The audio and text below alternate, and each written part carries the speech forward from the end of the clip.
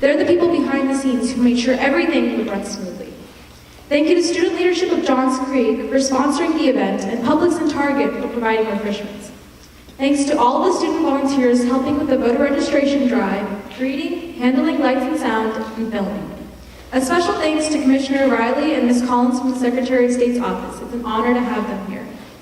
And one final thanks to Ms. Sanders for guiding us through this long and arduous process, and Ms. LaFave, the former president of JCCA, for helping us formulate the questions. Her expertise was invaluable in giving us information on the inner workings of city policy. Can I just have a big round of applause for all of you? They deserve it.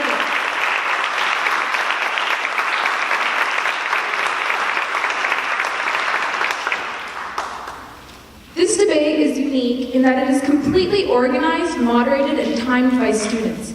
The student leadership of Johns Creek Secretary of State Ambassador's mission is to promote civics and voting, and these 9 students have poured in much time and effort to make this debate happen. The moderator for Post 1, who will be asking Councilmember Zaprowski and candidate Yang, is Olivia Logan.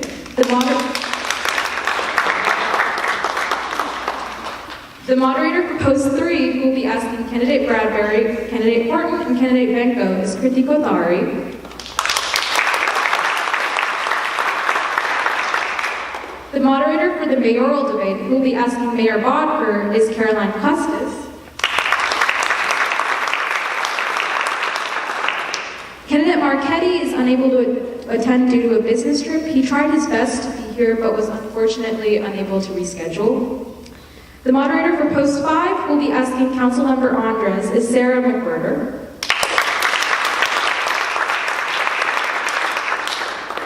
Candidate Jackson is also unable to attend due to a family emergency, but expressed his utmost desire to be here as well. Our timers tonight are Adiba Gupta, Caitlin Jung, and Anirudh Gupta. The photos, videos, and Facebook live stream are all courtesy of Nathaniel Alamayu. Can I get another round of applause for these amazing people?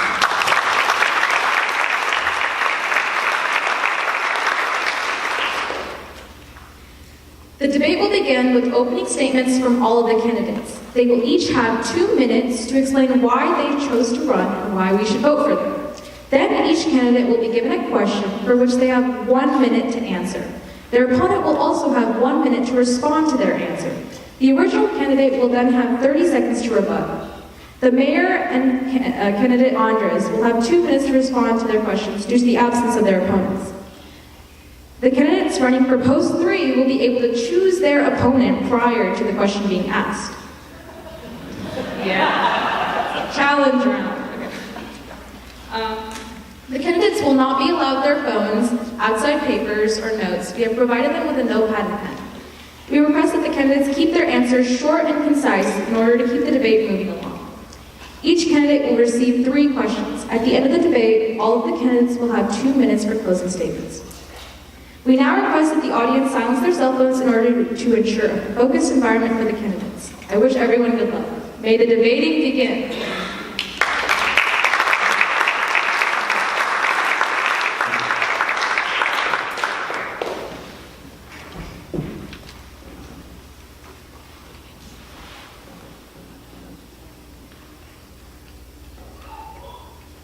Candidate Yang, you have 2 minutes to do your intro. Hi everyone. Can everyone hear me? Hi everyone, I am Issure Yang, and I am a longtime resident here. I have been part of Johns Creek Alpharetta since 1989. And, I've watched the city grow, I've watched the city prosper, I've also watched the city kind of go off track. And one of the things when I walked around, I've asked, watched the city, one of the things that really impacts us quality of life has been traffic. Traffic is a major issue. But the other issue is we also have development. So it's development, we continue to develop, yet we complain about traffic. And traffic is an issue that we have that we need to resolve. And I'm going to be laser focused on that. I'm also someone that wants to engage, wants to listen, and wants to value every resident here. and represent you guys. That is what I really want to do, is to focus on traffic, development, and also the infrastructure and services that we can provide for our residents here.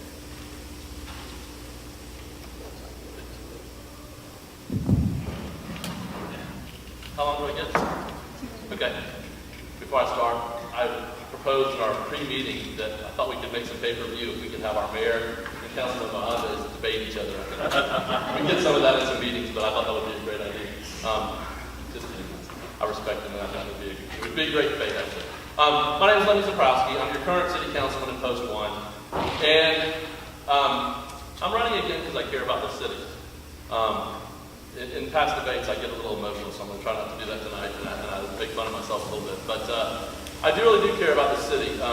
When it was time to run again, I had to really consider what that meant, because this job takes a lot out of it. It's a great job, but it takes a lot of your time. It really does. You have to be prepared. The level of council members on our council these days has risen since I've been on the council, and if you're not prepared, you'll get eaten up out there. And so I really applaud my fellow council members, and it takes a lot of time to be a productive council member. In addition to that, there are things outside, such as Eagle Scout ceremonies, new business opportunities, going to residence meetings. It takes a lot of time. Luckily, I have a great fiance that is supportive of me. See her out there. There I go again. This day of telling him that I am a former United States Marine. And he looks me up and down, zeroes in on the belly, and he says, "Really?" I said, "Yes, sir." And he says, "Oh, you're serious?" I said, "Yes, sir." I don't have the body of a Marine like I used to, but I do have the heart, and I do have the commitment to service of a Marine. And I believe that we are at a crossroads in Johns Creek. I think that when we incorporated, we weren't really trying to build a big city. We were trying to protect this community. I'm a fighter. I'll fight to make sure that the quality of life in Johns Creek is protected. Thank you very much.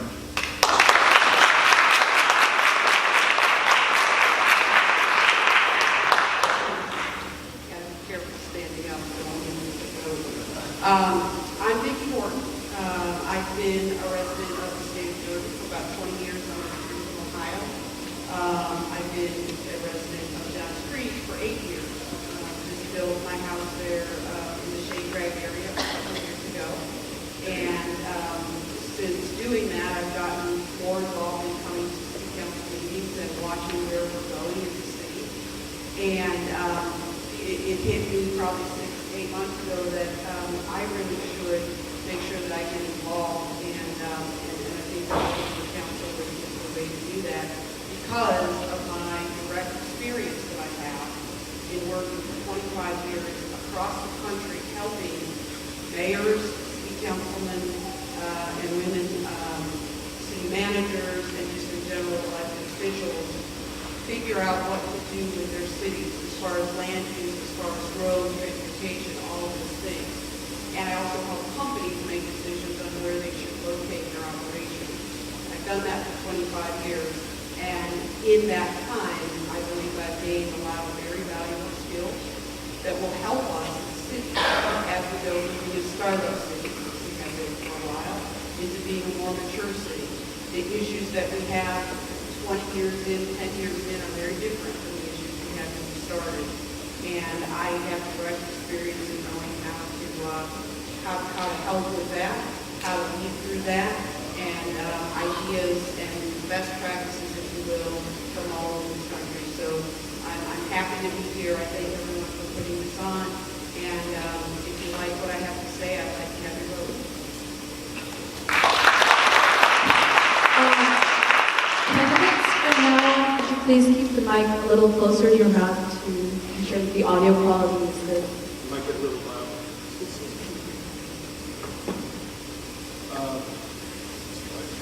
Is that good? Okay, thank you. My name is Mark Venco. I'm running for Post 3, City of Johns Creek City Council. Why did I decide to run? My experience, but most importantly, broken processes, especially on the communication side. what you're going to be hearing from me is very much tiered plans and details on how we can solve some of these problems that you hear about. You hear about transportation, you hear about billboards, you hear about all the hot topics. And I'm going to challenge my opponents and other candidates to discuss how things are going to get done. The reason why I'm running is because I keep hearing things in generalities. As a citizen advisory committee member working on the 20-year comp plan, you get down into the dirt, you get down into the details. The committee's working very hard to determine what I refer to as the Bible or the guidelines for the next 20 years, how we develop it. We've got to get details, so I'm asking all of you, before you vote, ask how. John talks about preserve Johns Creek. I don't hear him talking about how. There's great taglines. You hear Issure talking about transportation. Ask how. You want to know why we don't have 50 people or 100 people as city council members? Ask why, ask how. My plans are going to be detailed. With 30 seconds left, you're going to hear terms like homeowners' bill of rights. That's not to talk about what paint color the city's going to tell you that you got to paint. But what it is going to talk about is going to be talking about term limits for HOA board members. It's going to talk about transparency. Where I'm from St. Ives, our monthly board meetings are closed. We get one annual meeting a year. I'm focusing on communication.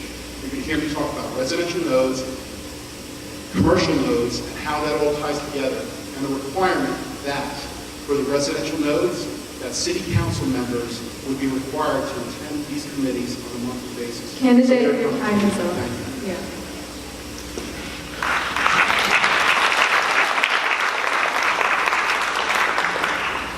Good evening. Let me say. Okay. Not working. Okay. Good evening. I'm Mayor Mike Bodker. I've lived in Johns Creek since December 31st of 1998, and I've been serving the community since about April of 1999 continuously. Hope they're keeping track of the time. Woo! So like Lenny, I thought long and hard about, did it make sense for me to run for what will amount for either I'm in it right now, if you don't vote for me, or if you vote for me, what will be my last term as your mayor. I'm prepared to pack up and call it a day at the end of those 4 years. I'll be doing that on December 31st of this year. Why? Because I do think that real leadership and real experience leads to real results. And I think we've gotten some great results in the last 11 years. Not everything we wanted, and everything didn't necessarily go our way. I'm focused on 4 major areas in the next 4 years if you give me the opportunity to earn your vote. 1, the T-Splosh. More than 50% of those who voted approved the T-Splosh. And it's my goal to ensure that we can improve the roads, but do it in a way that preserves our residential character. It can be done. We also have to recognize that long term, the reality is we cannot fix this problem by widening roads and improving intersections. We have to get out of our cars. So I also want to work on a longer-term plan for figuring out how we use autonomous vehicles and some form of transit where it makes sense and wanted by our community to work on the road. Second, the Parks Bond. I want to make sure that we implement the Parks Bond in a way that is important and meaningful to those who live closest to it and those who live away from the parks. Third, make sure that the comp plan reflects your desires. And finally, fourth, making sure that we stay on sound fiscal policy and implement our city hall the same way with sound fiscal policy and make sure that eventually we get that town center that we're all looking for. I hope to earn your vote. Thank you so much.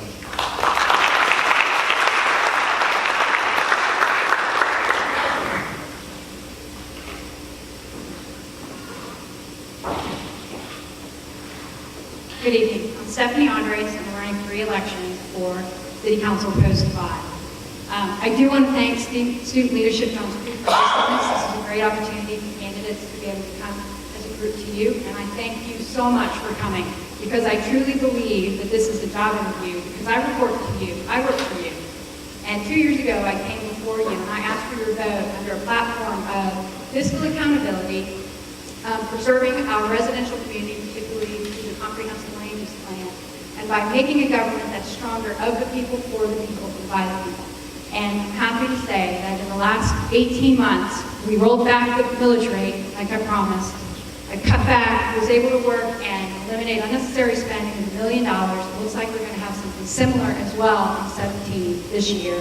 I stood by the comprehensive land use plan in zoning cases, and today residents now have a strong seat at the table to have their voices heard for items that affect them directly, their HOAs, as well as citywide. We're now having town halls and direct meetings about road projects. Individuals are able to meet with staff and be receptively heard for operational improvements like at Medlock Bridge with Grove Point, that entrance right there at 141. And because of the feedback that I received based on the last 18 months, I'm running for one 4-year term to continue to do this good work. When I came to you 2 years ago, I wanted to take the city from a startup city to getting it into implementation mode so it could be stably set up for years to come. And that's the work that we're doing right now. So I'm here to ask for your vote. I thank you again all for coming. And if you have any questions afterwards, I'll be here. Please let me know. Thank you so much.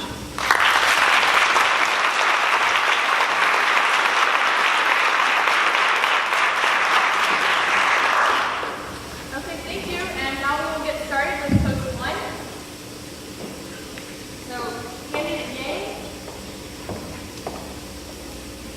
your question is, with the growing trend of zoning creep, how would you address the resulting traffic congestion in terms of zoning locations and the comprehensive land use plan? What solution would you recommend and how would it work? I didn't hear you on the first part. Can you repeat that? With the growing trend of zoning creep, how would you address the resulting traffic congestion in terms of zoning locations and the comprehensive land use plan? What solution would you recommend and how would it work? I would recommend that we actually keep our zoning instead of changing it for developers or whoever comes in to ask for rezoning. If we keep it with our zoning that we originally asked for in the original plan, if it was agriculture, keep it agriculture. If it was zoning 1, R1, don't zone it to R4. Don't zone it to R8. If we can do that, we can keep. If they can't make money, if the developers can't make money on it, then they can't make money on it. If someone else will find money to do it, someone else will find a way to do it, then they will. But if we can keep our zoning the way it was, our traffic won't get impacted. You know, the more we develop, the more we impact the traffic. And it all boils down to development and traffic. Okay, thank you. Councilmember Zaprowski, you now have 1 minute to respond. Okay, the problem with this one is we do have zoning creep, so we can't leave it the way it is, unfortunately. That's why the comprehensive plan update is so important. I'm a member of that. What this committee is trying to do is lock down premier residential veteran community that we are. This committee has said, hey, in the Newtown area, it's only going to be 1 to 3 units. No townhomes, all single family. In the upper end, 1 to 4 units. So they are locking down a premier residential community and keeping it that way so we won't have creep in the future. The next part of that is, are there areas that could be developed? What the problem is what do we want that to be? We got to decide that as a community. For example, if we have a dead shopping center, is there something that could be to help our community? And we're trying to do that. We can limit what is put in there, such as flats, things like that, so it's not an apartment or whatever. We have to decide that as a community. But doing that will help the traffic. We have a bad traffic problem, obviously, so we don't want to make it worse. But this comp plan is very important to stop that. And that's why this is such an important document for us. Candidate Yang, you have a 30-second rebuttal. Just want to make clear, aren't flats also apartments? And also the fact that we went from low density, mid density to high density. Our low density is R4, which we consider high density right now. So now you're adding low, medium, and high, which make it even more dense.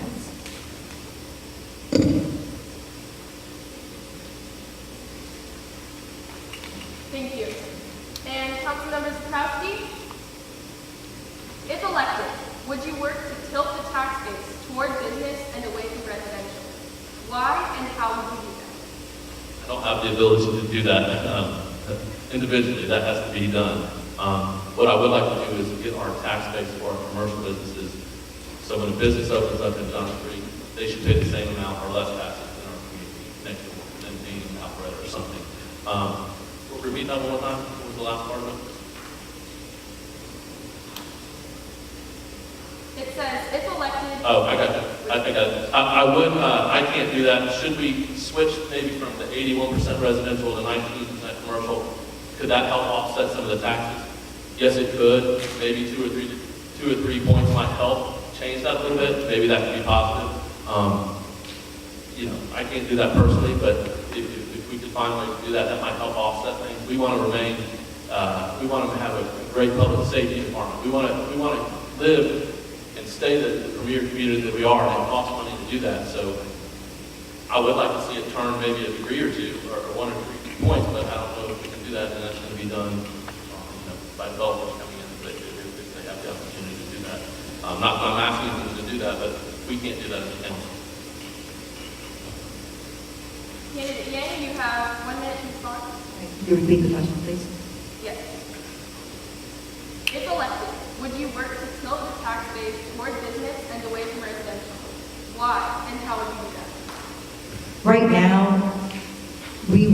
now, we're actually taxing our business base, double taxing them pretty much. We're taxing on their gross income.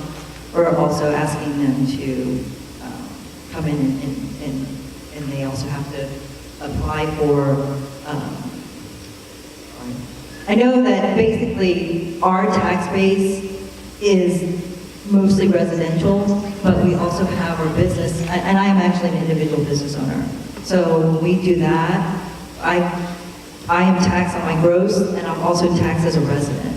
So I would like to see that we eliminate the double taxing that we have, especially for the ones that are single business owners.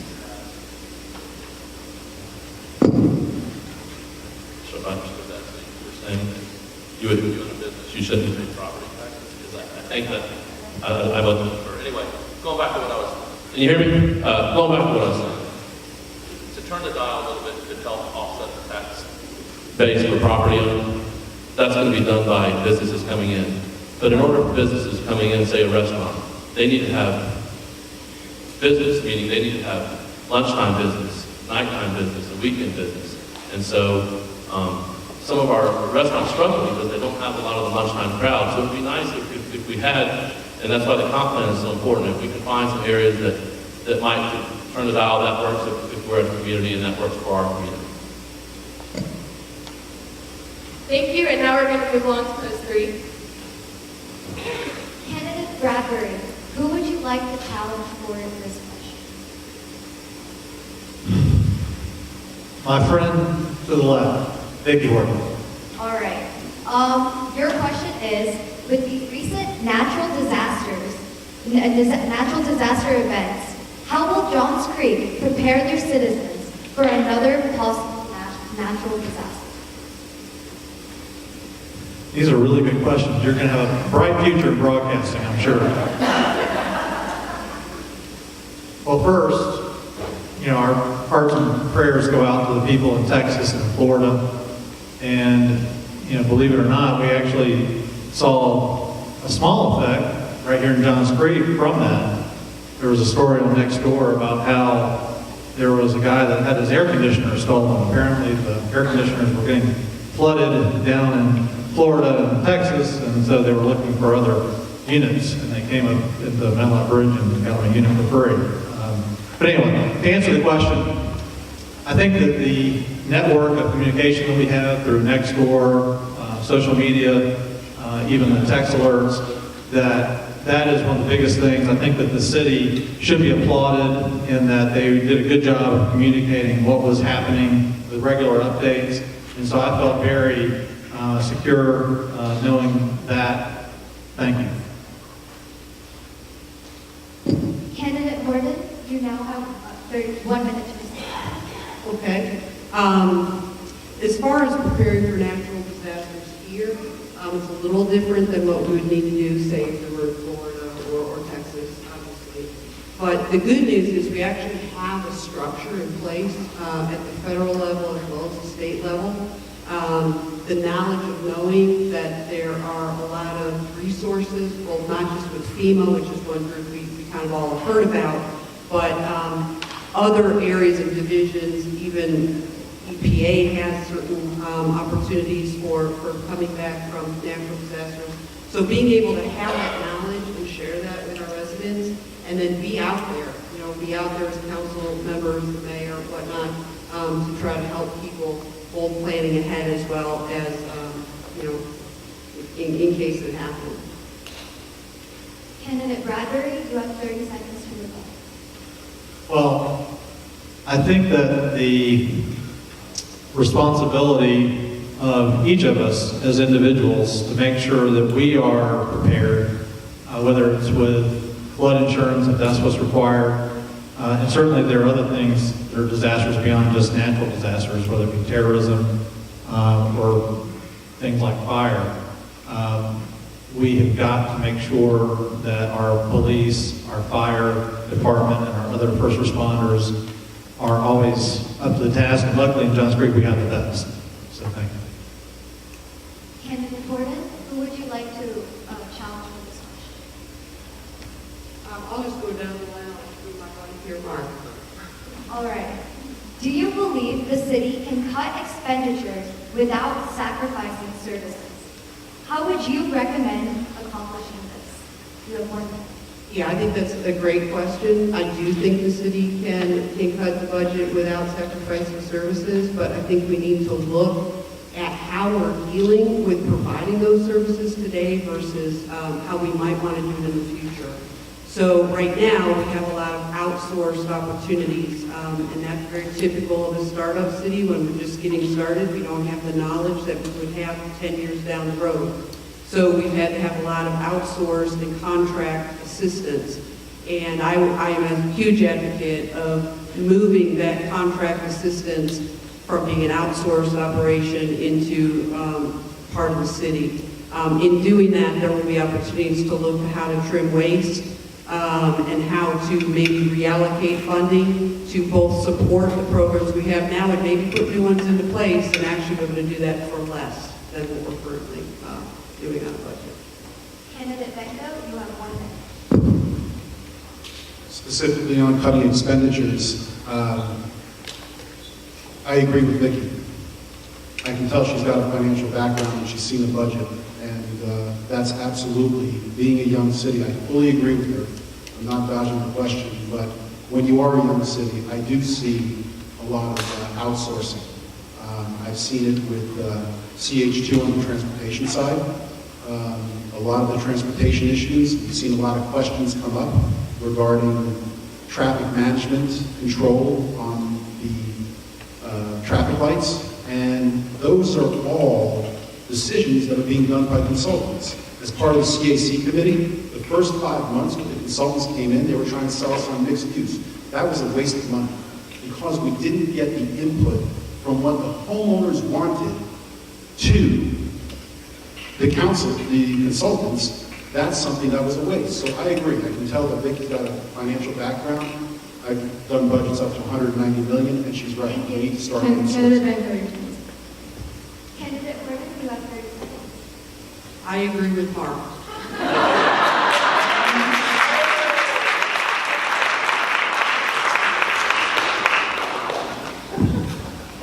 Candidate Venco, who would you like to challenge? Mr. Bradberry. Okay. Johns Creek recently acquired 163 acres along the Chattahoochee River. What is the appropriate mix of active uses, such as athletic fields, versus passive uses, such as trails and open space for this land, and why? With that much of an investment, we've got to find the right balance. I might have a different opinion than my opponents, but I look at it as we are a residential community. The first thing that comes to mind, and I have an extensive background on the soccer side, with youth sports. But the first thing that has to happen is those fields are at Shake Rag. You've got to work with the homeowners through my residential node proposal that the people of Shake Rag aren't going to get the light pollution. Spending that much money, those fields, there are going to be fields there. There should be green space. But we've got to do it in a way that is not supporting tournaments.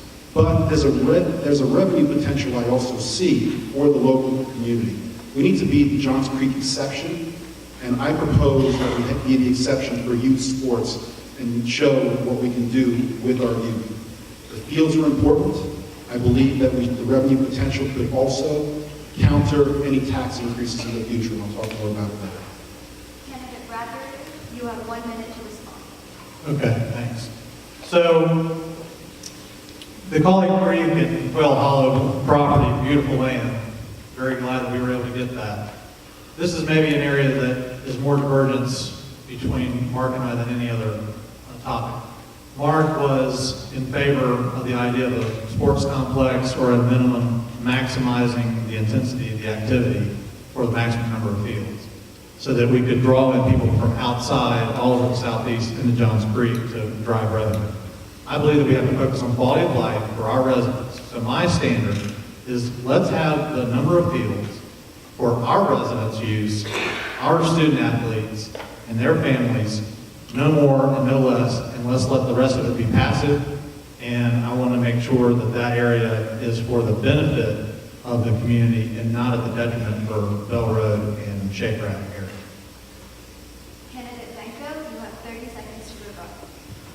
Having control of the fields is imperative that we don't outsource it to a Concord Flyer, to a UFA, to an ambush. My son has been playing soccer, we've been members of that. But what ends up happening is we get weak coaching staff, we get fields that are lighted past 10 o'clock, which affects the homeowners. We got to have control of these fields and not outsource like we talked about before. This way it doesn't affect the residents. And 5, 6 fields is all I'm talking about. I'm against the tournaments officially.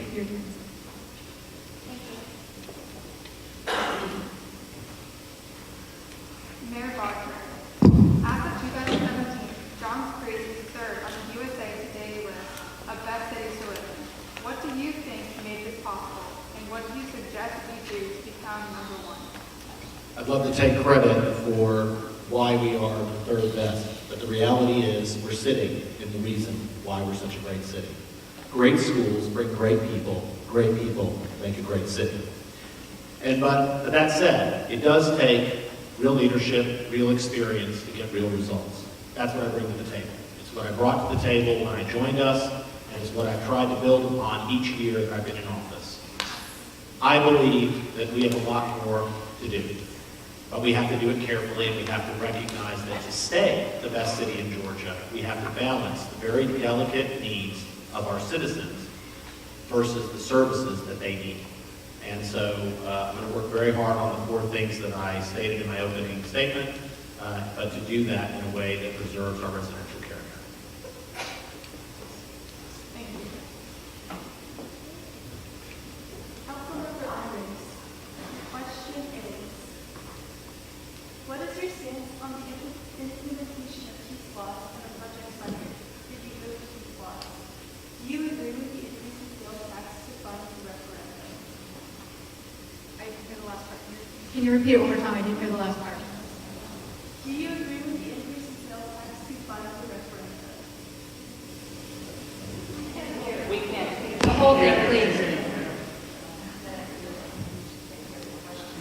What is your stance on the implementation of these laws and the project funding? Did you vote for these laws? Do you agree with the increase in sales tax to fund the referendum? So I'm going to read it back to you, make sure I understand. You want to know what I believe is the implementation. Did I vote for it? And do I support the source for tax? That's the source. Okay. So the implementation is going to be interesting because as the process went through, the council was required to vote and make a decision to participate in it before we could look at a list or have any information. Plus, an agreement with Fulton County was provided to us that had, let's just say, some negative things that basically, if Johns Creek didn't participate, get it passed in the county, we would be charged the tax without being able to get the money. And so I have a strong concern about that because from my perspective, I don't appreciate our residents being threatened to have to participate in an agreement with the rest of Fulton County. So as a result of that, I did not vote for, as a council member, the T-SPLOST tax. I also made a commitment when I ran that I would not support any tax increases. And to me, that was a direct tax increase. Even though it goes on the ballot, as a candidate, if I'm going to stand here and tell you that I don't support tax increases, then I would be lying to you if I said, but if it hits the ballot, it's okay. Because why would it come to us to put on the ballot if not for us to state and to support our residents as to whether we support the tax?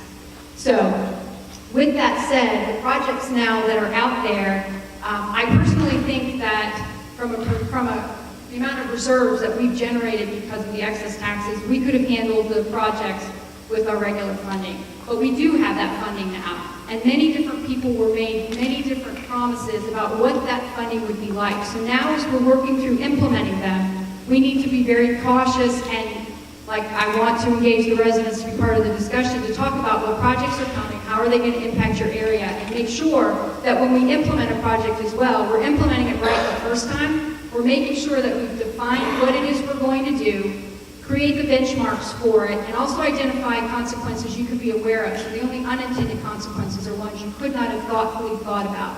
So from my perspective, now that T-SPLOST is in place, we just need to be methodical and handle this as a community together. Thank you. One, Candidate Yang. The current local political climate is heated. What will you do to keep things positive?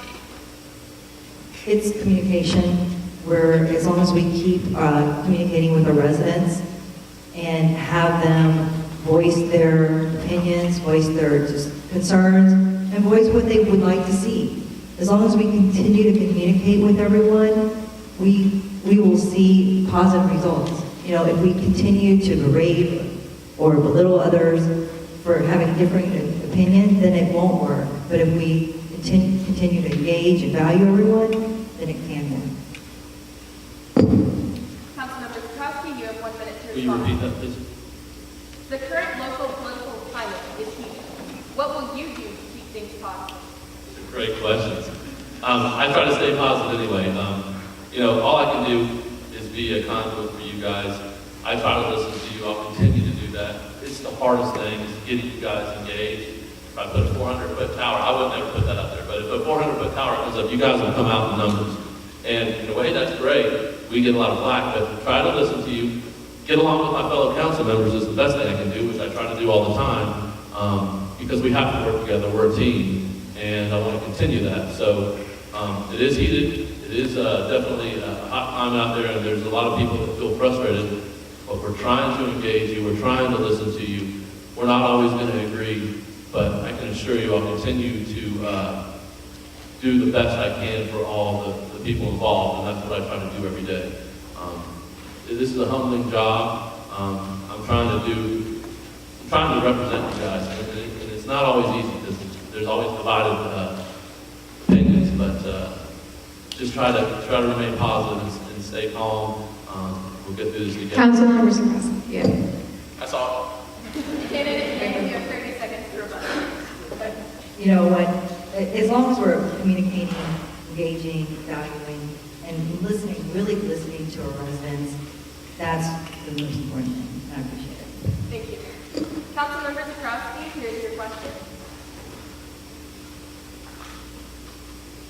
In Fulton County, at least 82 deaths in the past few years have been attributed to heroin abuse, and talk of a drug triangle has permeated the Johns Creek community. What do you propose as a solution to deal with drug abuse and illegal activities? It's a great question. It's a really important question for this time. Actually, that triangle, one of my patients is one of the persons that broke that story. And she was a former Chattahoochee graduate, and when she started looking at the numbers in Johns Creek, she saw a lot of people from Chattahoochee that she graduated with were on that list. So it is it's a real bad problem in Johns Creek. I think they're handling that on the state level. I hope Fulton County, I see Commissioner Housing's out there, and I know they're doing a good job. Changing the laws on that from the state level will help that. I'm trying to help an individual who just lost their son to heroin, trying to put a law in that if you're a dealer and you deal drugs to someone and they die, you get charged with murder. So I'm trying to help get that person with our state legislature so they can get that through, which I think will happen. From a local level, I'm proposing in this budget to add an officer in our budget in order to put on a task force in North Fulton. We have to have a seat at the table. We have to be involved. And so I would like to add that to our budget this year. Councilman. Sorry. Candidate Yang, you have 1 minute to respond. I absolutely agree that we do need to have more education on it. We need to have a task force. We need to have officers that can respond and are educated also. I mean, they are right now, but it's sometimes what we don't see, we don't know. And it needs to be brought out, it needs to be talked about. Sometimes it's embarrassing. I think people don't want to admit that their son or their daughter is a heroin addict. And it's okay. We need to have a conversation. We need to educate, and we need to just go ahead and say, don't be embarrassed. Don't hide. There are facilities out there. We need to have local services available for them. Councilmember Zaprowski, 30 seconds to rebut. Again, there are laws, there are laws put in place that we've equipped our officers with before, I think Fulton County actually equipped all the police officers with Narcan, the drug to stop the overdose. But we were doing that in Johns Creek before that happened. Our police department is top notch, and we've got to equip them. They're on the front lines of this every day. We've got to equip them to handle it. And I agree, we have to have more resources in our schools, starting with you guys, kids, to educate you about it. You hit the stop sign here? I'm going to keep talking. There you go. Thank you. Candidate Bradberry, who would you like to challenge for this question? Marvin. Okay. What is your stance on property millage tax rates? Property millage tax rates. And I'm going to stand up because no offense, but I'm trying to stay away from your arm and make sure I don't hit your arm. So, now one thing that has been said, and I'm going to sound like I'm singling you out, on your website you say that the majority, we predominantly get our taxes from our residential property taxes, and that's not true. We actually get predominantly from other sources other than residential property taxes. I would like to see us never again have a backdoor tax increase on the residents. You have two factors that go into you getting your residential property tax bill: the millage rate and the tax digest. Just because they can say that they did not raise the millage rate, you can still get a tax increase. I would like to see the millage rate automatically adjust downward if necessary to make the increase in the tax digest revenue neutral. My vote will always be for the rollback. Candidate Venco, you have 1 minute.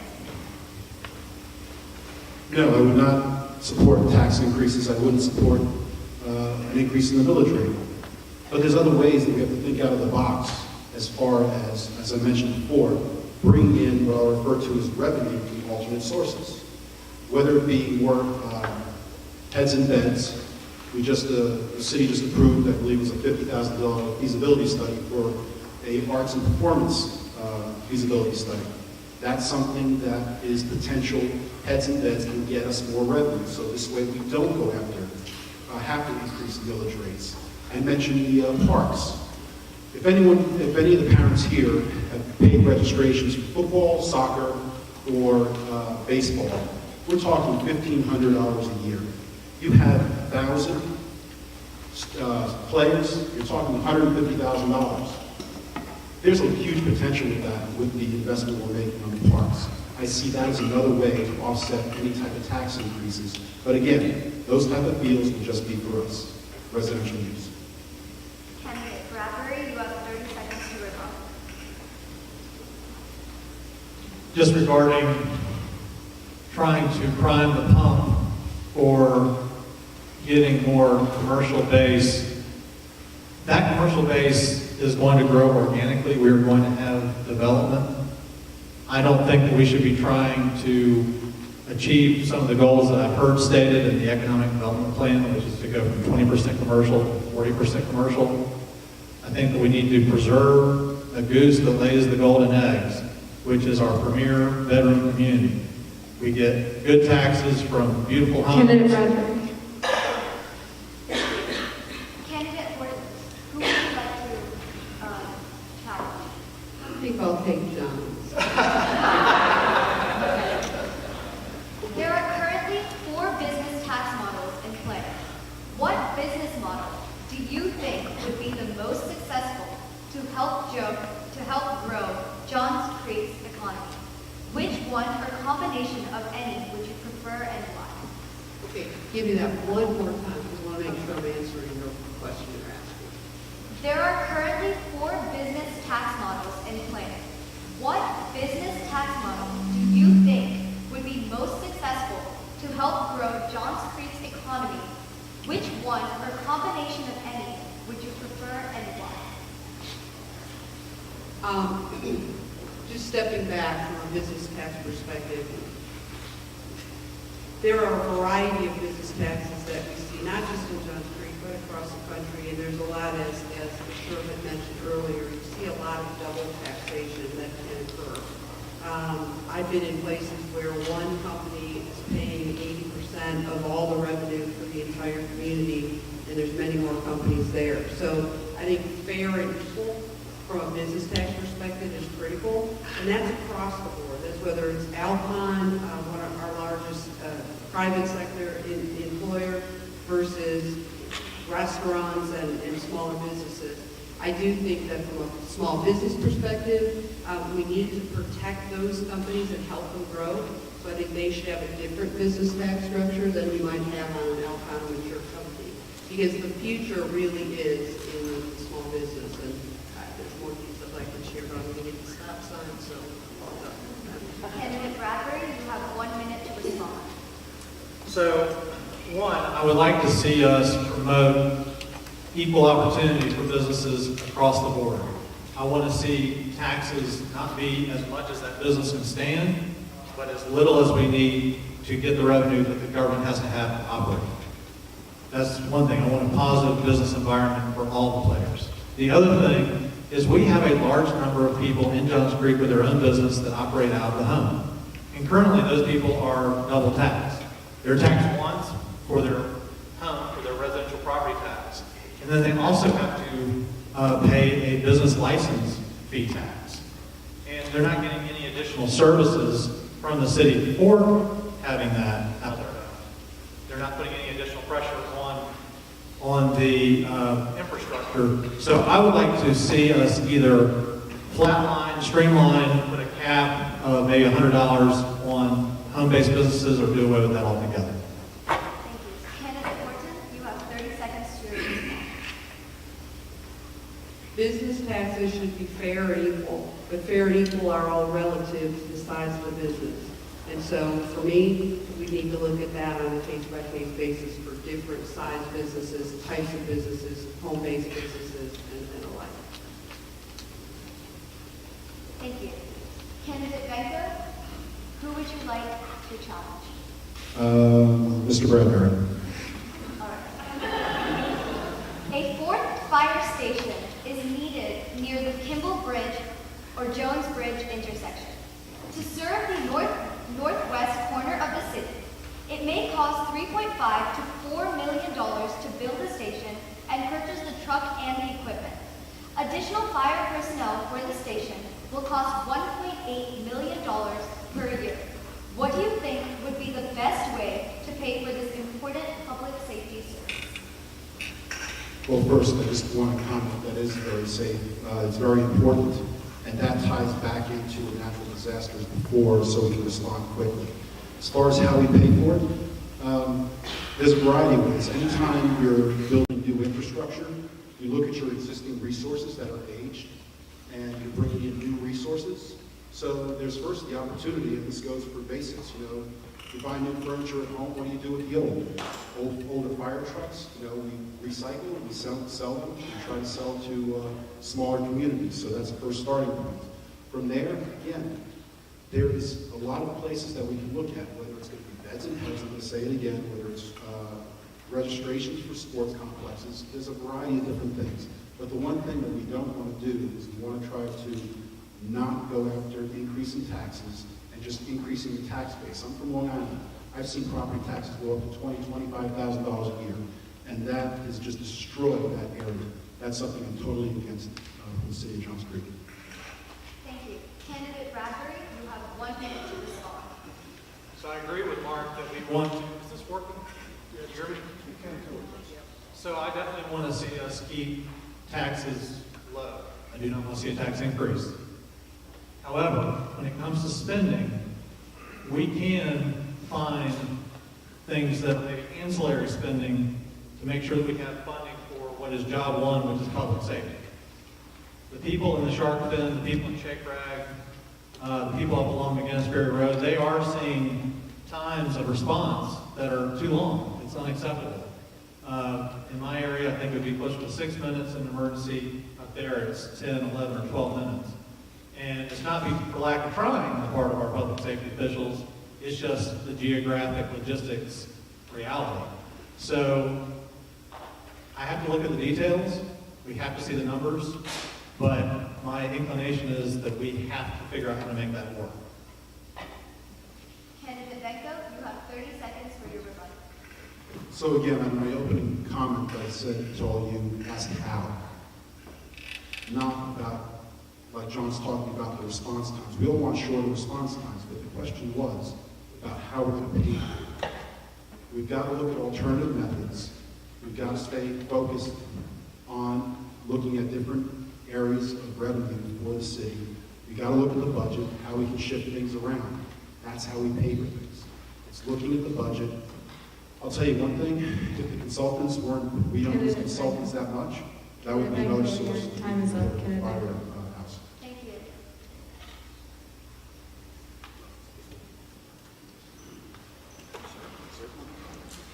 Mayor Bodker, the city charter was recently reviewed and changes were submitted for legislation. Term limits were not included in the proposed changes. Do you support term limits? How many terms do you feel would be appropriate and why?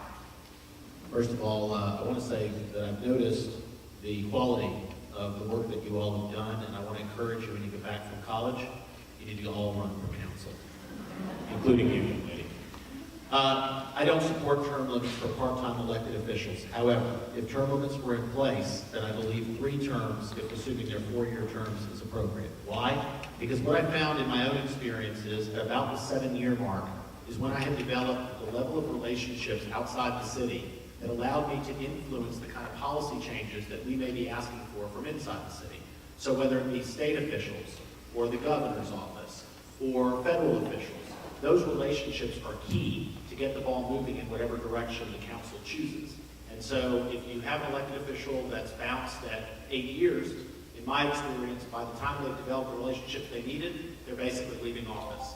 If I'm elected for this final term, for me, I will serve 3 full terms and the partial term that we needed to get to staggered terms. So in general, I think if it's a full-time elected position, then term limits make all the sense in the world because they limit people from seeking it for the money.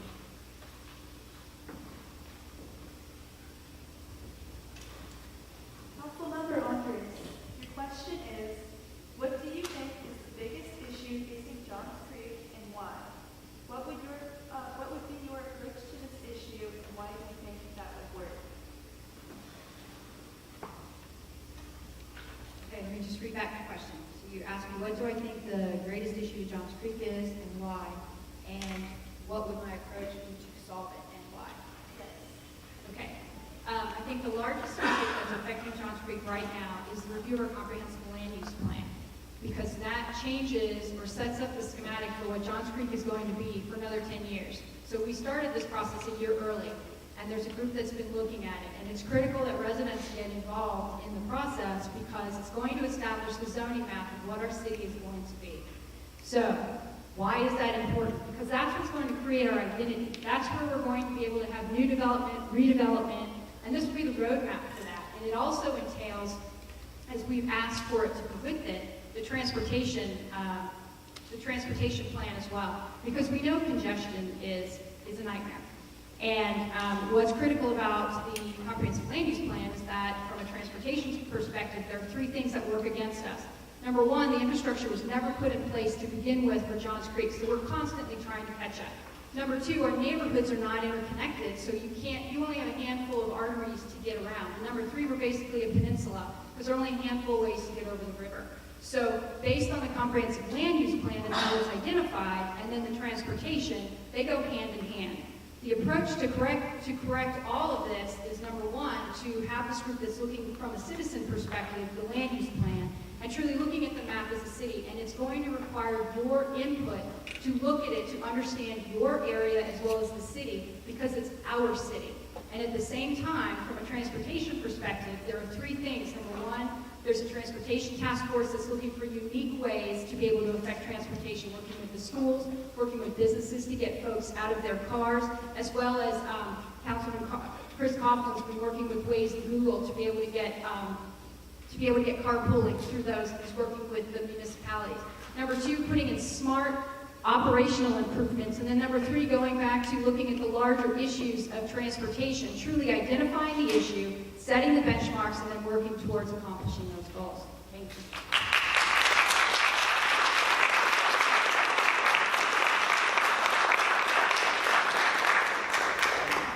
Candidate Yang, there are a lot of empty storefronts within the city. How would you address the issue of empty storefronts? Why do you feel that this is a viable solution? We do have a lot of empty storefronts, and right now, we need to pro-business and try to encourage business to come in. But at the same time, taxes could be anything. It could be things that we could work as a resident. A lot of times some of it's not been cleaned. I think that's the problem. Like some of it's just kind of like they're thrown in, and then we have a business. And these businesses, for a while, were actually not very good businesses. Massage parlors. We need to bring in good businesses that are going to stay and that people would want to go to. Eateries, shopping centers, boutiques that people want to go to. Councilmember Zaprowski, you have 1 minute. Great question. Updating the comprehensive plan that I am on and I'm in the weeds on every day, it's so important because it's going to set the tone. How do we get better stores? How do we fill up our storefronts? We create an environment for these stores and these business owners to come in and want to do business in Johns Creek. That's how we do it. We can't tell what businesses, all we can do is create the environment. That's why the comp plan is so important, and that's why we as a city have to create the environment. We have to be able to give them business and maybe attract people to come in our city. Everyone talks about no development. You've got to attract these people, and the comp plan is our way to set this up. What is our vision for this to be? If you live next to a dead shopping center, it's probably not helping your property values, but you have the opportunity to decide what could go in there and revitalize that area, which will help us all. And that's why it's so critical to get this comp plan right, and that's what we're working to do, and we'll continue to do, and that's why I want to stay elected so I can get this thing through. With the help of my fellow councilmen. Candidate Yang, you have 30 seconds. I agree that we do have to work on the comp plan. The comp plan right now includes adding additional density in additional areas. We need to work on the current areas that have businesses that are empty, these empty storefronts. Work on those. Don't work on also additional businesses or additional high-density multi-use areas, and also, so you can't do both because you're already. Councilmember Zaprowski, the Strategic Economic Development Plan approved by the City Council targets 6 industries that Johns Creek wants to recruit: high technology, information technology, software publishing, financial services, medical and healthcare, and professional services. What specific policies would you adopt that would encourage members of these industries to put their businesses in Johns Creek, and why? That's a great question. You guys really are doing a good job. So those are 6 areas. I don't think the city can get in the business of picking winners and losers. We can't tell what businesses, but there are some people doing some great work out there. We can be supportive of that. There's someone in our community, I don't know if Anand's out there, but he's created a I Heart Johns Creek plan. There he is. And he's trying to develop an opportunity for healthcare to come into our IT healthcare, et cetera. We have a great hospital, and it is doing really well, and I think there's opportunity for that growth. So we just set that up, and we can do some things on the council, but I don't think we should be in the business of picking winners and losers, just trying to create the environment for them to come and want to do business here. This is what we can do. I'm going to keep talking until you put that stop sign up, but really and truly, we've got to work with the industries. I think we should partner with schools like Georgia Tech, bring them up here and get involved to bring those kids up here that are smart and businesses to come in. Okay, go ahead. Candidate Yang, you have 1 minute. Can you repeat the question? The Strategic Economic Development Plan approved by the City Council targets 6 industries that Johns Creek wants to recruit: high technology, information technology, software publishing, financial services, medical and healthcare, and professional services. What specific policies would you adopt that would encourage members of these industries to put their businesses in Johns Creek, and why? I actually agree with Lenny that we cannot necessarily make the policies for it. We can implement programs that will help encourage businesses to come in, but I don't think we as council members should be making policies. So I do agree with Lenny on that. Just one update. The reason those industries are picked is where we are situated, we're not on a major highway, so we can't have manufacturing. Those things aren't feasible. So we had to pick these industries, and think about it. We're one of the smartest communities out there, so these are great industries for that. Smaller to mid-sized companies can come here and have headquarters and do business here. We can't probably accommodate. Hopefully we could do some big businesses. We can't bring in Google, and we probably don't have the space for that. But these type of industries is what we've targeted because they make sense for Johns Creek, and we can just put the environment in place, working with our Johns Creek Community Association to put that in place. Sorry. Candidate Bradberry, who would you like to challenge for your next question?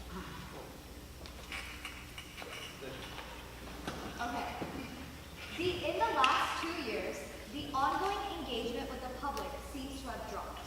How will you create an inviting environment to re-engage the community, to be involved in productive conversations, and why do you think your solution will work?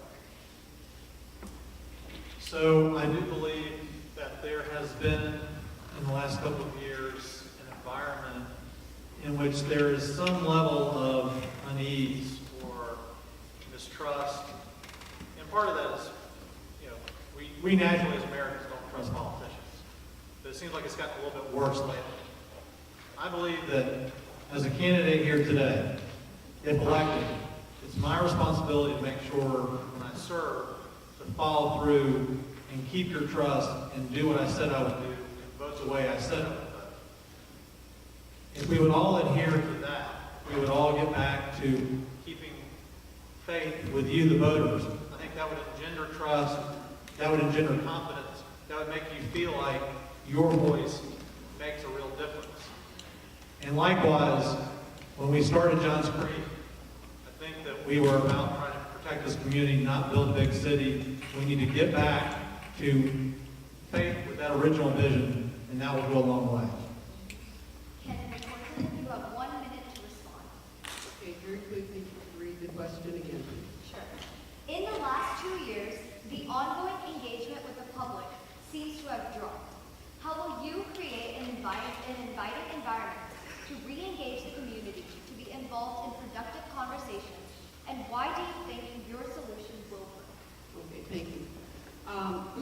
So I've had the opportunity over the last 25 years to work with a lot of communities, and we have what's called an at-large council. That's how we do it. That's a very viable option of structuring councils.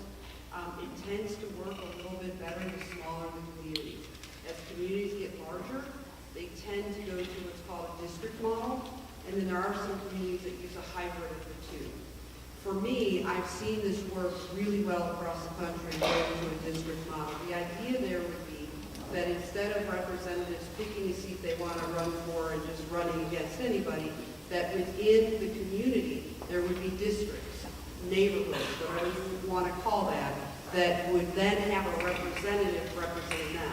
The reason it's important is as you get bigger, the differences in these issues that you're going to find in the Shake Rack versus the Rivermont area are a little different. We have common issues like traffic, but with the code process, having worked with contractors and servers and that. If something changes form, fit, or function, then that's where the permits start coming up. If you're converting over from electric to gas and you're getting new installs on gas, that's something that goes there. But when you're replacing, the same form, fit, and function, when it becomes a water heater, when it becomes, the same size window that you're not making structural changes, is current state codes work. So the permissive codes are going beyond necessity and puts an undue burden on the homeowners, cost-wise. Candidate Horton, you have 1 minute, 30 seconds. I'm not going to waste our time on that. I hear what Mark said. I understand where he's coming from. He has the experience with that I don't. So Candidate Venco, who would you like to challenge? Mr. Bradberry. Okay. What is your opinion on the comprehensive land use plan? What changes would you propose to the update this fall? The comp plan is something that can last for 20 years, revisited every 10 years. But as far as the changes, what's broken about the comp plan is the communication process and the feedback, the lack of feedback from the residents. That's the biggest thing, and this is the biggest change, and you'll hear from all of us. This is the biggest, most important issue that stands there right now.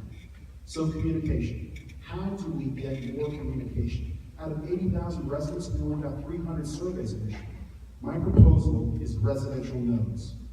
Those residential nodes would be 11 residential nodes that are basically community. Myself living in St. Ives, I don't think I should be making a decision for what's happening in Newtown or Shake Rack. I shouldn't be affecting what's in your backyard. That's what the residential node concept is meant to take care of. It's made up of homeowners, various subdivisions in that residential node, and I would put a requirement that city council members will be required, this is the important part, will be required to be on that committee on a monthly basis. Thank you. Candidate Bradberry, you have 1 minute. So I would just say a few things. Things I like that I'm hearing out of what I'm reading about in the current draft that I like is that they're getting rid of transitional zones.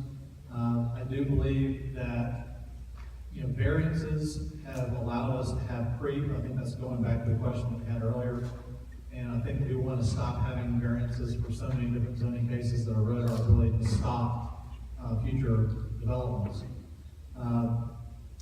I would personally like to see us not advance any relaxation in zoning beyond what it is in the current comprehensive land use plan, because I want to make sure that in all future cases, we're able to have the residents involved and the council involved, because when there is a rezoning request, that requires the council and therefore you to have a say.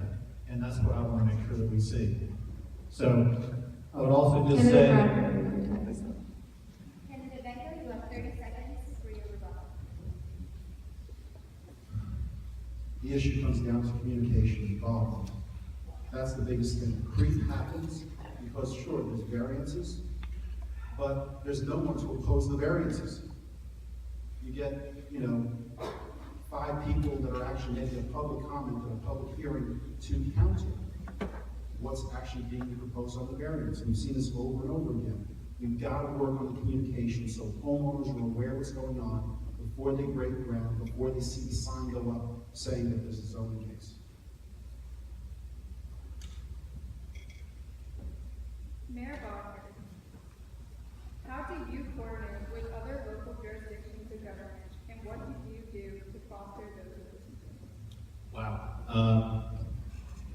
gotta tell you, the toughest thing tonight for me has been not answering all the other questions. You all, again, have done a great job. I got involved very early on under the premise that you govern from the inside out, but you learn and you work from the outside in. So as such, I joined the Georgia Municipal Association, as do most cities in Georgia. I've actually become their 83rd president. I'm now the immediate past president of that organization. I'm the only mayor in North Fulton to ever serve in that capacity. An honor to have been voted by my peers. I also serve in leadership at a national level at the U.S. Conference of Mayors, where the largest cities get together and explore ideas and share horror stories and successes. And I bring those ideas back to our city. As a result of that, I've developed very strong relationships with elected officials at a federal level, at a state level, at a local level, at a regional level. And that allows me to bring them to bear when we need them. Whether it be Commissioner Hausman, Commissioner Wiley, Governor Deal, I've been able to enjoy the opportunity to bring them to our issues and use them to help solve our problems.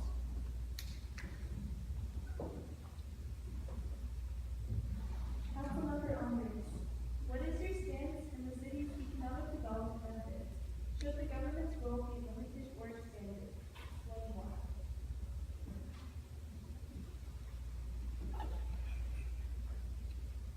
So I'm going to bring back the question. You said, what do I believe the city's role in economic development should be? And should it be limited or expanded? And why? That is correct. Okay. So I'm a strong believer in the free market, and I believe that most businesses should come here because they have a product that they think that they can sell in the city that exists here today. So I don't necessarily believe that the government should be picking winners and losers and driving what businesses should and shouldn't come here. Some of the limitations that Johns Creek experiences is the fact that we have congestion. We're not near a highway. We're not near an airport. We have no other mode of transportation to get people, if it were a large corporation, in and out of the city to get here. About 8 months ago, I did a significant study on the business taxes in Johns Creek, and what I found was, number one, that the majority of the businesses that exist here today are actually the businesses that support our community, which makes sense, right? We've got grocery stores, we've got different types of stores that you can go into, salons, all that kind of stuff. That's what's supporting us. The other piece that we're also doing, as I drove into the numbers, is that we're significantly taxing the smaller businesses and not realizing the taxation from the businesses that have greater than 500 employees. So what that tells me is that these companies may be coming in, but they're not driving the revenue or the tax collections that people are saying they will. So from my perspective, we need to make the infrastructure for businesses to do businesses less. They need to be able to be successful. They need to be able to keep their profits so they can reinvest them back into their business, because that's what's going to drive the ancillary taxes that are charged, like sales taxes, excise taxes, and the like, because as a consumer, businesses don't pay taxes. All those taxes that are fees that are charged on them come straight down to the services and the goods that you and I buy. So at the end of the day, we need to make sure that our environment for business is conducive and easy to do business, so that that will generate income for them to reinvest in the business, reinvest in the city, and then without government intervention. Government needs to get out of the way. Thank you.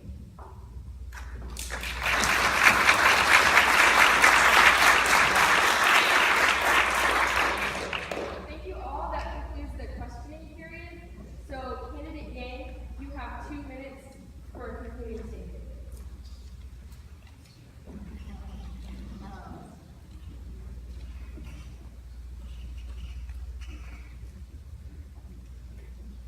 I just wanted to say that I am going to be a leader who does not get emotional about issues. I am going to be a leader who is focused on providing solutions to our problems. We need leaders who are composed and calm. And we also need leaders who are not belittling and intimidating residents who don't always agree with them. We need leaders, we need solutions, and I really want to talk about resident-based solutions and not consultant-based solutions. But those are things that I really want to work on, is just to provide solutions for us as a leader, but it would be seeking information, solutions from our residents. Candidate Zaprowski, 2 minutes for concluding statement. I'm going to stand up for this one if you'll allow me. Listen, I'm a 37-year resident of this community. I grew up here. I raised a daughter here. I moved my business into this community. I care about this community. Before that, I was active. I have coached feeder teams. I've done YMCA. I've coached. I'm very active in my church. This community means a lot to me and always will. I've lived in all parts of the city. I've lived in the north. I've lived in the south, mostly in the south. I've been a leader in this community. I agree. I don't know if you're talking about me, but I don't belittle anybody.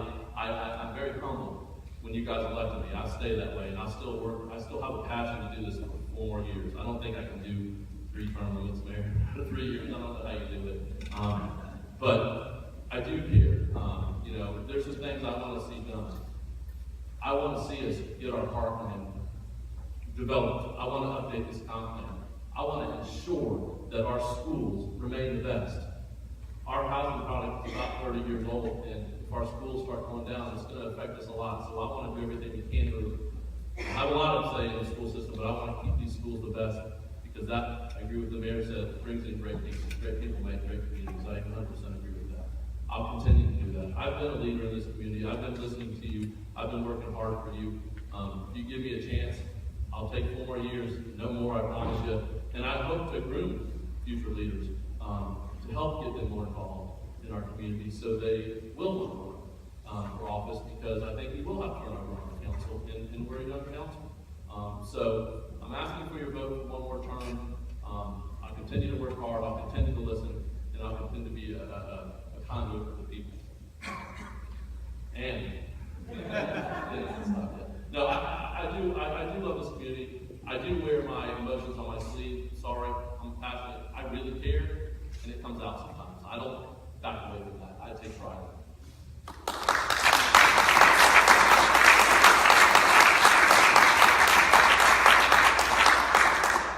Candidate Bradberry, you have 2 minutes for your closing statement. Thank you. And just so that you know, when we're bragging and complimenting you on the really good job you're doing, we're really saying you're making it really, really hard on us as a candidate. But excellent questions. And forget politics, go into broadcasting. You guys are doing great. So I grew up in Sandy Springs. And so my wife is here. Thanks, Kristen. I was a weird kid. I was always interested to hear what the adults were saying about politics and government. And one of my earliest things I remember was hearing about how Sandy Springs was really getting the short end of the stick at the hands of Fulton County. And as I got older, I learned what that meant. Fulton County was improving high-density housing and apartments, and they were doing that so they could get higher and higher tax revenue. The problem is that was hurting the residents of Sandy Springs and North Fulton. We were paying a very high cost in terms of quality of life. So, here in Johns Creek, it is true, I started the group Preserve Johns Creek, and it has become a popular buzzword. It has become what just about every candidate that's running for office is talking about, preserving Johns Creek. But I've been working on this for the last 3 years through the JCCA, my homeowner association, and the last couple years we Preserve Johns Creek. And so we have fought the billboards. We were supposed to get 10, right now we have 7. And that's because all of you have gone through the Preserve Johns Creek website, done Zoom letters, and told the advertisers that you want them to stop advertising. And that's gotten all the way to Clear Channel, and they say, you know what, Johns Creek is probably not the place for us to invest more money. And we have fought against high-density housing with the townhomes at Parsons Road, and now it's defeated. And likewise, with the widening roads, Preserve Johns Creek, we put together Candidate Bradberry, incredible alternatives to widening. your time is up. Thank you very much.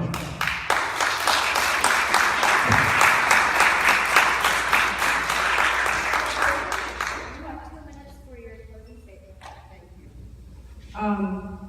We're at a tipping point in our community, and not just here, but all over the country. It's a time of transition. It's a time of change.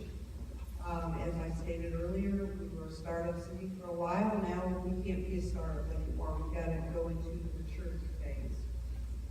is a lot of change and a lot to do things differently. And it's important to have leadership that, as the mayor has said several times, has the experience in doing it. My opponents are very likable men. I like them. We have a lot of similarities in our thoughts. The difference is I've actually done all of what we need to do, and I've done it for 25 years all over the country in cities just like ours, and believe it, there are cities just like ours, and cities not like ours. And I've seen what works, I've seen what doesn't, and I'd like to help chart our course into the future so that folks like you, if you want to, can live here in the future and not be shut out by whatever we do today. Because what we do today is going to affect what happens tomorrow.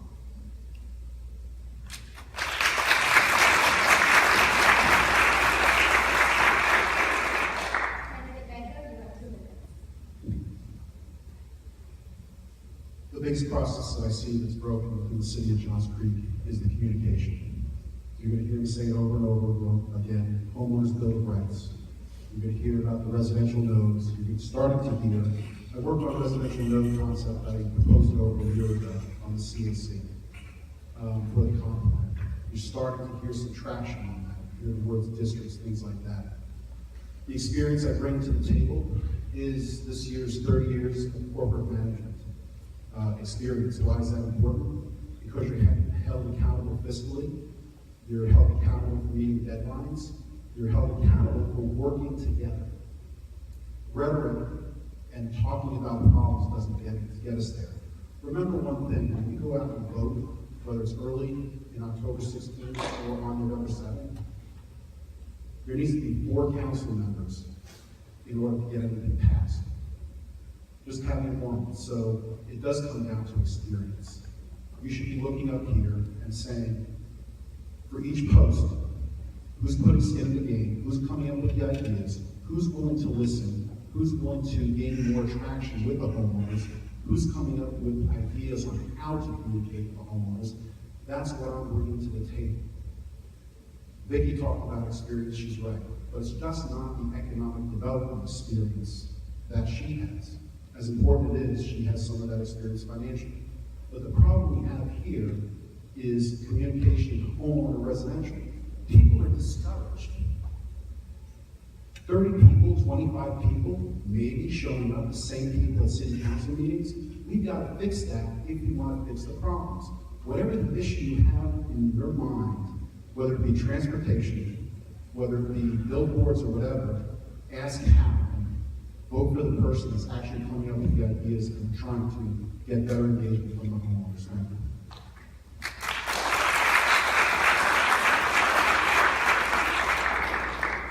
Mayor Bodker, you have 2 minutes. Please go ahead. This has actually been the hardest part of the whole evening, is staying within the time here, especially for a politician. I want to say thank you. Thank you to the students. You did a phenomenal job. I was so looking forward to this debate, to see what you would do, and you absolutely outdid any of my expectations.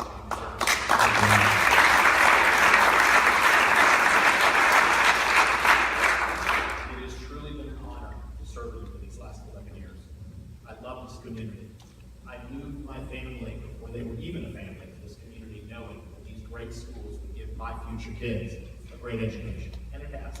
My kids just started here at Chattahoochee this year, and my 16-month-old will eventually start at Hackensack Elementary because I don't plan on leaving this community. I love Johns Creek. I love our citizens, and I'm asking you for one last opportunity to serve you. I'd like to have the opportunity to make sure that we implement the T-SPLOS road improvements, the Parks Bond, the comp plan in a manner that protects our residential community, but actually solves the problems. And I think that my real experience and real leadership will generate continued real results. I humbly ask you for your vote. I know that I can't convey all the information I'd like to tonight, and I simply say, if you have any questions about anything you hear or anything you want to know about my positions, I simply ask that you ask me. My phone number is on the business cards out there, and if not, you can simply Google my name and you'll find my phone number. It's 404-392-1651. Thank you so much for coming out tonight. I hope you have a great evening.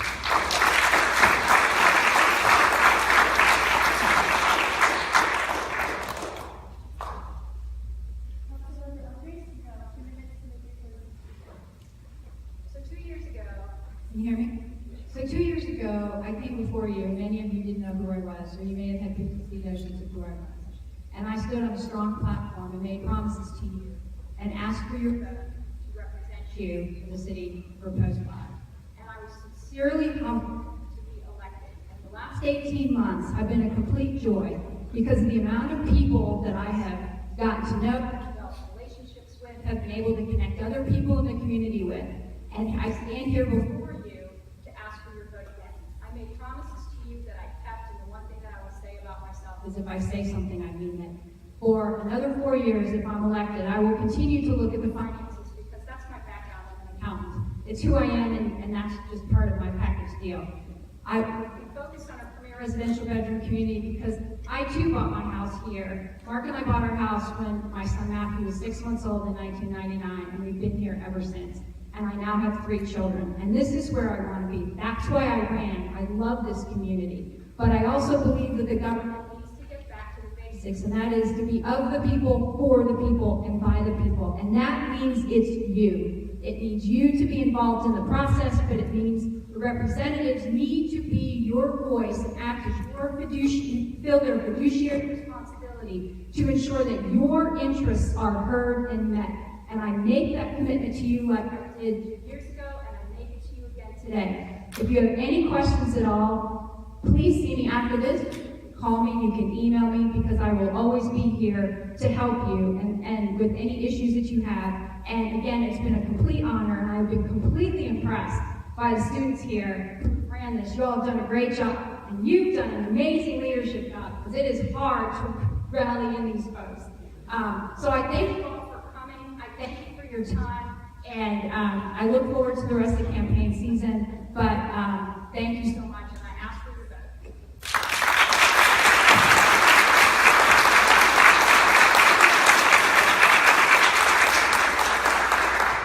And that concludes the debate. So thank you all for coming, and we request that the candidates and the ambassadors stay on the stage for pictures.